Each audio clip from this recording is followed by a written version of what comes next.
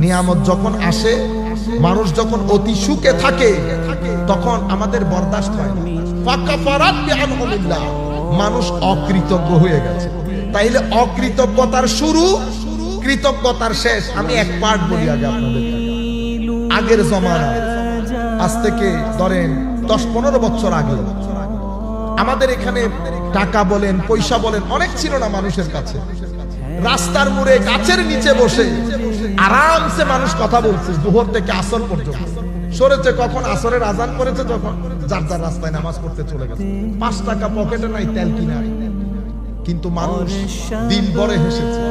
একজনের সাথে একজনের সম্পর্ক, এক ভাই 5000 টাকার ইনকাম, 7 ভাইয়ের মেয়ে ওই এক ভাইয়ে দিয়েছে। এত বরকত ছিল টাকার মধ্যে, মানুষের ভিতরে সুখ শান্তি। এই জিনিসটা আল্লাহ পবিত্র কোরআনে ফুটিয়ে তুলেছে। এরপরে আরেকটা জমানা, এখন যেই জমানার মধ্যে আমরা ঢুকেছি, প্রত্যেকে শুরু হয়েছে ফাঁকাফারের মধ্যে, ব্যাংকের মধ্যে, দোকানের মধ্যে কাজ করবে, এগুলার মধ্যে থাকবে। যদি এগুলার মধ্যেই থাকে, সফরটা একবার চিন্তা করবেন। রাস্তা দিয়ে যাওয়ার সময় আশেপাশে কবরস্থান আছে না, মাথায় রাখবে আজকে থেকে 10 বছর পরে, 20 বছর পরে, ঠিক আজকে 1924 না, 1950-এর মধ্যে বলেন দেখি আমাদের এখানে 2050-এর মধ্যে আমাদের এখানে কে থাকবে? এভাবে একদিন আমার নবী সাহাবায়ে কেরাম নিয়ে দাঁড়ায়, হঠাৎ করে আমার নবী বলতেছে, আমার সাহাবায়ে কেরাম বলো তো দেখি আজ থেকে 100 বছর পরে আমাদের এখানে কে থাকবে? এটা বড় আজীব আল্লাহর জিনিস। কেউ থাকবো না, আমরা সবাই যার যার মতো করে সফরে চলে যাব। 2050-এর পরে আসা কোন ব্যক্তি আমাদেরকে স্মরণই করবে না। আমরা 3 জেনারেশন পর্যন্ত, এদিকে দাদা, এদিকে নাতি, আমাদের বাউন্ডারি শেষ। দাদার বাবার কথাও কেউ স্মরণ করে? আমরা দোয়া করার সময় দাদা পর্যন্তই যাই, এদিকে নাতি পর্যন্ত।